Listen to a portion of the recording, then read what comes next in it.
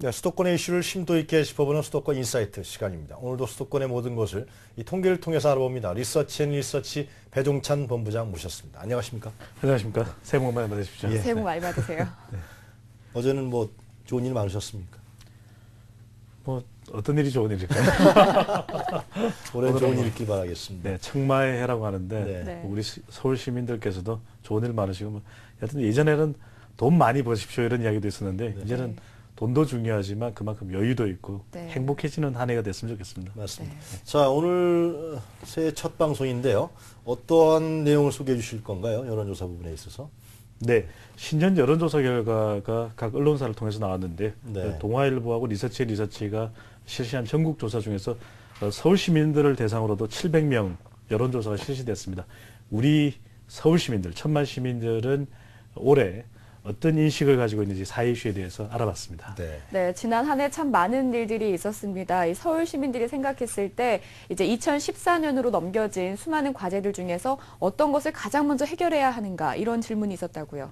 네, 국가가 가장 중점적으로 추진해야 할 과제에 대해서 물어봤는데요. 네. 우리 서울 시민들의 가장 많은 의견은 20.3%로 경제 성장이었습니다. 네. 서울시가 뭐 대한민국의 하나의 성장 엔진이기도 하기 때문에 1000만 시민의 어떤 보금자리이기도 하고요. 그래서 예. 경제 성장, 서울시의 경제, 살림살이가 좀 나아졌으면 좋겠다는 의견이 가장 높았습니다. 그 다음은 국민 통합, 공공기관 개혁이 18.5%, 13.4%로 네. 각각 높은 자리를 차지하고 있었고요.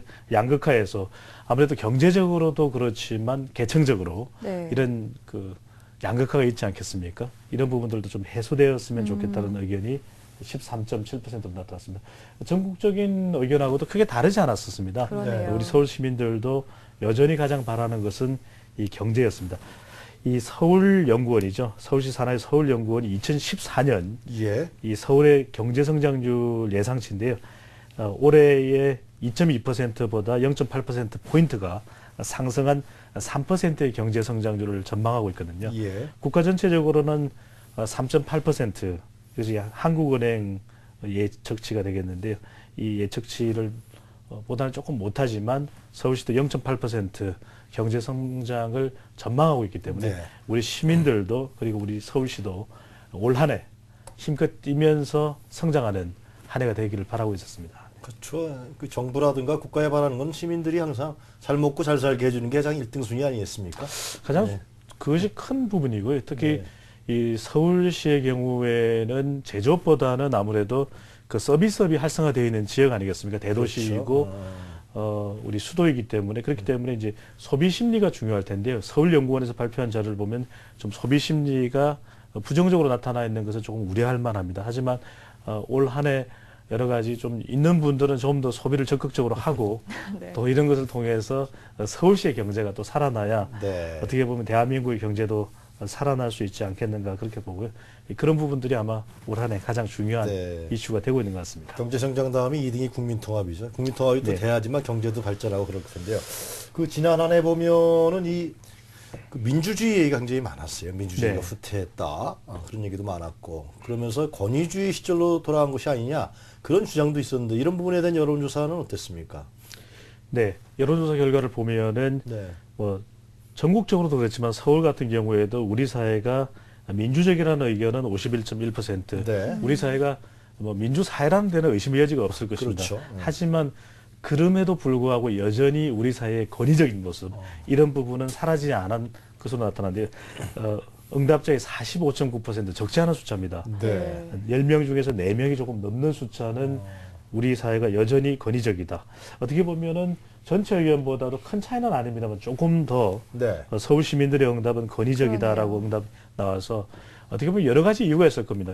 뭐 공무원과 또는 시민들 사이의 어떤 권위의식도 있을 테고 또는 시민들 간에도 권위의식이 있을 테고 그렇죠. 또는 국가의 권력기관과 우리 국민들 사이에도 이런 권위가 있을 텐데 어떻게 보면 말의 힘입니다. 말이 가장 그 주인을 수능적으로 잘 따른다는 그런 이야기를 하지 않습니까? 어떻게 보면은 이러한 수능적인 관계에 있어서도 중요한 것은 더 민주적으로 운영되는 것일 텐데 올 한 해만큼은 좀 시민들의 우려대로 권위를 털어버리고 네. 좀 더 민주화되는 국가 또는 서울시의 모습이 되었으면 합니다. 소통을 네. 얘기하는 거겠죠. 네. 소통이 있어야 되겠죠. 네. 네. 지난해에는 이제 특히 계층 간, 지역 간, 정치 인식 간 등 이제 여러 부분에서 사회 갈등이 심했던 한 해이기도 합니다. 이 서울 시민들의 인식에 이런 것들이 좀 작용하지 않았을까 싶은데요. 네, 이 부분을 좀 심층적으로 살펴볼 필요가 있는데 예, 그러시죠. 우리 사회의 갈등에 대해서 물어봤습니다. 네. 사실은 이 국가가 운영되는 데 있어서 중요한 것 중에 하나가 이 통합이지 않겠습니까? 네. 그렇죠. 예. 우리 사회 갈등이 얼마나 심각하느냐고 물어본 질문에 대해서 네. 서울 시민 10명 중에 무려 9명은 갈등이 심각하다. 이런 응답을 내놓았거든요. 이 조사 결과마저도 심각합니다. 그러네요. 그러네요. 그리고 심각하지 않다라는 응답은 불과 9%에 불과했거든요. 네. 특히 여기서 정말 중요한 것은 이 갈등의 비용이 매우 크다라는 것인데요. 이 삼성경제연구소가 2010년 내놓은 결과를 보면은 우리나라의 사회 갈등 수준이 네. OECD 27개국 중에서 1위입니다. 1위요? 2위입니다. 2위. 2위요? 네. 예, 예. 갈등 지수가 0.72로 나타났는데 OECD 평균이 2010년 조사 결과 0.44였거든요. 네. 이렇고 이 1위는 이제 종교 분쟁을 겪고 있는 터키가 1.27로 1위였습니다. 이 터키 같은 나라는 이슬람이라고 하는 종교 때문에 사회적인 어떤 종교 갈등이 있다. 이런 네. 것 때문에 이제 갈등 사회라고 한다면 우리 사회는 굳이 그럴 이유는 없지 않습니까?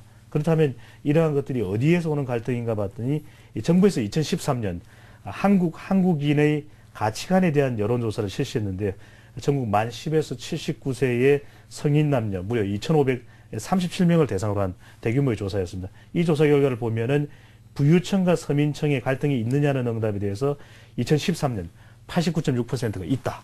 이렇게 응답을 했고요. 예. 기업과 근로자 사이에도 85.1%, 네. 진보와 보수에도 83.4%, 네. 기성세대와 젊은 세대, 요즘에 세대 간 갈등이 무척 심각하다는 이야기를 네. 하지 않습니까? 이 정부가 내놓은 조사 결과를 보더라도 75.7%가 갈등이 심각하다. 이런 결과를 내놓고 있는데요. 이게 아주 사실은 심각한 문제인데요. 이 공무원과 시민 사이의 건의가 이 갈등이 있는 권위적이라고 아까 소개를 네. 해드렸습니다. 응답자가 59.3%가 됐습니다. 그래서 이제 전국적인 수치이긴 합니다만은 우리 1,000만 시민이 사는 서울시 경우에는 시민청이라는 표방을 하지 않았습니까? 네. 시청, 신청사를 가보면 이제 지하에 시민청이 있는데 이렇게 시민들의 목소리를 듣겠다. 네. 어떻게 보면 이러한 어떤 서울시의 경청의 의지가 다른 모든 우리 국가 전체적으로도 좀 동참되어야 되지 않을까. 그래서 공무원 여러분들도 여러 가지 애로사항은 네. 많겠지만 시민들에 대해서 좀 더 좋은 서비스를 통해서 이런 갈등도 해소돼야 할 것 같은데 여기서 중요한 거 하나 꼭 말씀을 드리고 넘어가겠습니다. 어떤 사람들이 이럽니다. 적당한 갈등이 좋은 거 아니냐. 갈등이 뭐가 문제가 되느냐 하지만 이게 비용으로 따져지지 않다 보니까 그런 생각을 하시는 것 같은데 삼성경제연구소가 2010년 내놓은 조사 결과를 보면 네. 이 사회 갈등 지수가 10%만 낮아지게 되면 1인당 국민 총생산이 1.8에서 5.4% 높아지고요. OECD 수준으로 갈등 지수가 개선되면은 GDP가 무려 최대치가 21%, 네. GDP가 21% 증가하는 효과를 가져올 수 있다고 합니다. 그러니까 우리 사회의 갈등만 좀 낮추어도 전체적인 국가의 GDP가 상승하는 이런 효과 우리가 하지 않을 이유가 없지 않겠습니까? 어떻게 보면 올 한 해 이 가장 동물 중에서도 어떻게 보면 협동심을 발휘하는 동물 중에 하나가 말이라고 합니다. 네. 같이 이제 우리가 이제 무리를 지어서 가는 그런 군마 이런 이야기들도 하지 않습니까? 그렇다면 우리도 갈등을 좀 버리고 이제는 협동하는 그런 한 해가 됐으면 좋겠습니다. 글쎄 네. 말입니다. 빈부 간의 갈등, 노사 간의 갈등, 지금 이념 간의 갈등, 세대 간의 갈등. 이 한국 사회가 갈등이 있는 건 다 모아놓은 것 같은데요. 이게 대화, 협력, 타협 이런 부분들이 더 절실하다 그런 생각이 드네요. 네. 네. 네, 대북 관계도 우리 사회에서 빼놓을 수 없는 현안이죠. 지난해에는 연초부터 북한과의 관계가 참 험악했는데요. 이 서울 시민들은 향후 북한의 대남 도발 가능성에 대해서 어떻게 생각하고 있는지 궁금합니다. 벌써 지난해입니다. 지난해 연말 이후부터 이 북한 정세가 상당히 위태롭고 불안하지 않습니까? 네. 휴전선으로부터 서울은 가깝고 인구 밀집 지역이기 때문에 여러 가지 불안감이 있을 텐데 북한의 도발 가능성에 대해서도 우리 시민들 10명 중에 6명인 61.2%는 도발 가능성이 있다고 보고 있었습니다. 그래요? 33.2%만이 예. 이 도발 가능성이 크지는 않다 이렇게 보고 있는데 어떻게 보면은 이 서울 같은 경우에 서울의 최후의 보루라고 할 수 있는 것은 이제 이 수도방위사령부입니다. 네. 수도방위사령부가 있고 지난해 연말부터 서울시를 단위로 해서 서울시 행정국 또 비상기획관 그래서 한 라인을 통해서 서울 시민들의 안전, 예. 안보 그다음에 북한의 어떤 움직임에 따라서 시민들의 안전을 최우선시할 수 있는 한 라인이 개설되어 있거든요. 어떻게 보면은 북한의 정세는 위태롭지만 뭐 서울시와 또 이렇게 유기적인 어떤 관계를 통해서 서울 시민들의 안전을 살피고 있다 이렇게 말씀드릴 수 있겠습니다. 네. 네. 지난해 이제 그 철도 파업이 있지 않았습니까? 네. 그래서 정부 뭐 다른 문제도 있었습니다만은 정부에서는 원칙을 상당히 강조했었는데요. 그러면서 이제 원칙에 입각한 법 집행을 더욱더 강조했어요.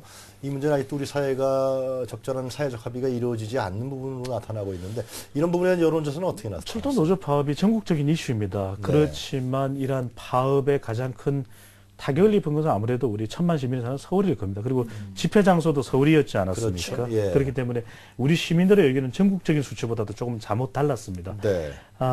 비정상의 정상화 등 법치질서 확립을 위해서 바람직하다는 의견이 43.3%였지만 네. 사회적 갈등을 유발할 수 있어서 좀 바람직하지 않다. 좀 더 순조롭고 원활한 소통을 통한 네. 그런 어떤 갈등 해소 방법은 없느냐라는 것이 우리 시민들의 인식인데요. 51.3%는 조금 좀 다른 방법을 원하는 것 같았습니다. 그래요. 네. 네, 올해 이제 또 정치권에 큰 이슈가 하나 있습니다. 이제 6월 4일에 있을 지방선거인데요. 이제 정치권에서 이 선거를 앞두고 이제 공천제도에 대한 이야기가 많이 오가는데 시민들은 이 공천제도에 대해서 어떤 인식을 갖고 있습니까? 네, 시민들의 의견도 공천제는 폐지돼야 된다는 의견이 48.8%, 가반에 가까웠고. 지방선거에서 정당 공천을 말씀하시는 그렇습니다. 네. 네. 그다음에 소수 정당 출신의 진출 기회 등을 보장하기 위해서 유지돼야 된다는 의견이 33.2%거든요. 물론 이제 여성 후보의 어떤 공천을 보장한다라든지 그다음에 정치 신인의 등장을 위해서는 이러한 공천 제도가 유지되는 것이 필요하겠지만 시민들 다수의 의견이 이런 것이었습니다. 정당의 이익을 대변하는 것이 무엇이 중요하겠느냐. 바로 이 시민들의 생활 속으로 파고들 수 있는 단체장 또 시민들의 생활을 편의를 네. 최우선시할 수 있는 정치인이야말로 우리 시민들이 바라는 그런 정치인이다라고 하는 의견을 나타냈는데요. 어떻게 보면은 공천 제도를 폐지할 경우에 발생할 수 있는 문제점은 보완하는 한편 정말 우리 시민들이 원하는 시민 생활을 최우선시하고 어떻게 보면 정당의 이익은 조금 한켠 뒤로 네. 또 물릴 수 있는 그러한 어떤 정치인 또 우리가 존경할 수 있는 정치인이 등장하기를 바라고 있었습니다. 결국 그것이 정당 정치라든가 중앙 정치에 대한 폐해를 시민들이 우려하는 것이죠.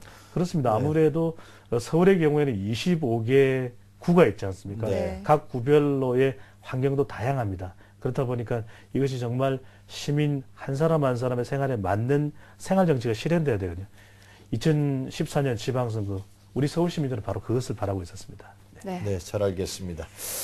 오늘 좋은 말씀 잘 들었습니다. 감사합니다. 감사합니다. 네, 지금까지 리서치 앤 리서치 배종찬 본부장과 함께했습니다.